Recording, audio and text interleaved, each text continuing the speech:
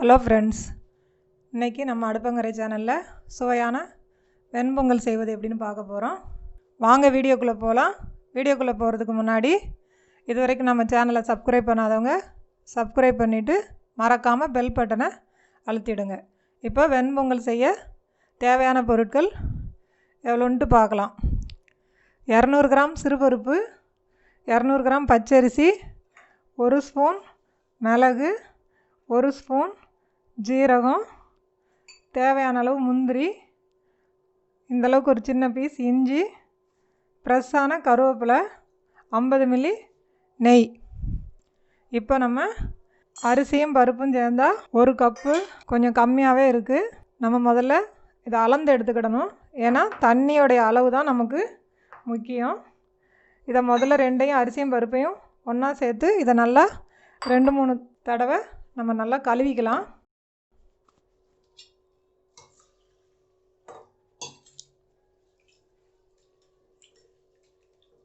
அரிசியும் பருப்பையும் நல்லா கழுவிட்டு நல்லா தண்ணியை கம்ப்ளீட்டாக வடிச்சுக்கிடணும்.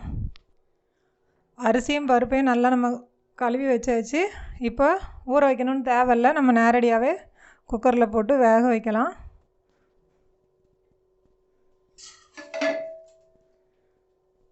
இப்போ தண்ணியோடைய அளவு முக்கியம். நம்ம 3/4 கப்பு அளவு தான் நம்மளுக்கு வந்தது. அதனால் அந்த அளவுலேயே நம்ம தண்ணியை சேர்த்துக்கிறோம்.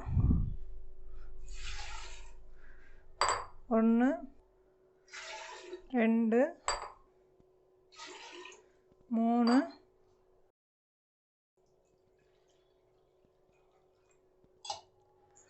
3.5 கப்பு தண்ணி சேர்த்துருக்கோம்.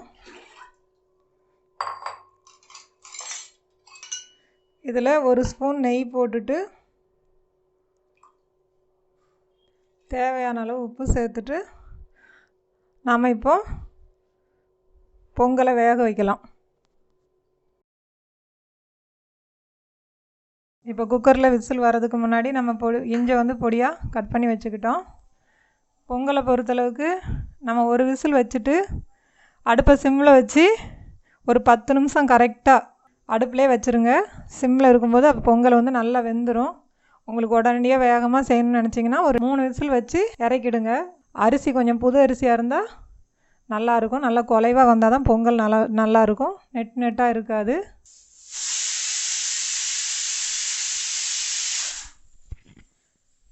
இப்போ ஒரு விசில் வந்துருச்சு.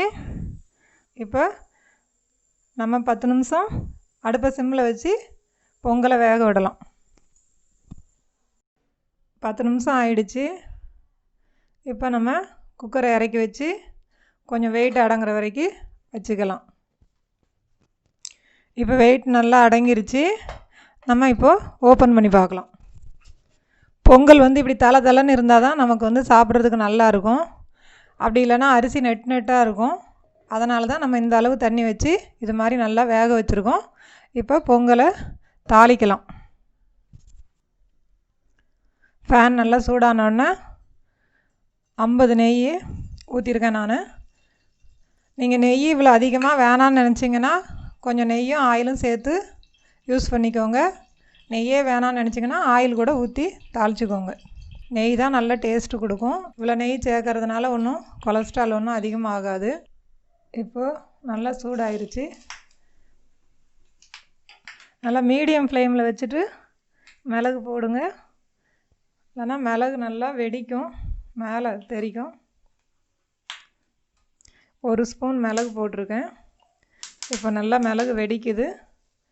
நம்ம ஜீரகத்தை 1 ஸ்பூன் போட்டுக்கலாம்.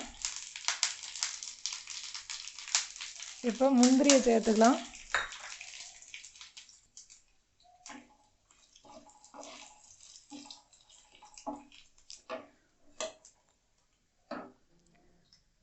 முந்திரி செவக்கும் போது இஞ்சி போட்டுக்கலாம்.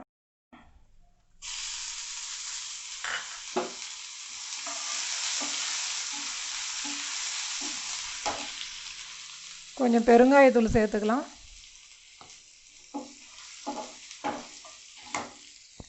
நல்ல ஃப்ரெஷ்ஷான கருவேப்பிலை.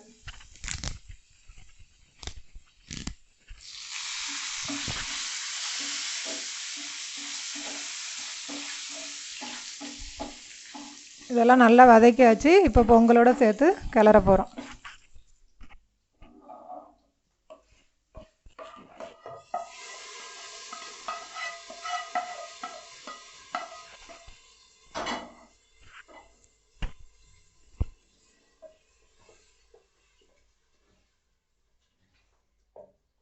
இப்போ பாருங்கள், பொங்கல் நல்லா தளன்னு ரெடி ஆயிடுச்சு.